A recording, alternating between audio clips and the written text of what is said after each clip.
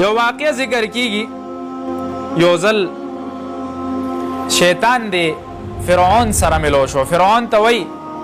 ورته وی ته ولې د خدای دعوه کې ته انا ربکم الاعلی زه خو ټولو کې اعلی رب یم ټولو کې اعلی خدای یم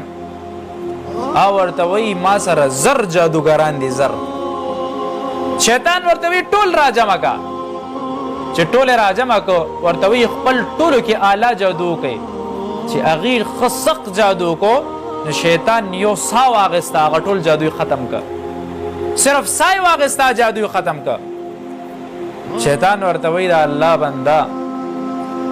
ما صرف د یو قبر د وجې نه چې ما د حضرت آدم علیه السلام سجده ونه که رب راوویستم ما د خدای خبر ونه منله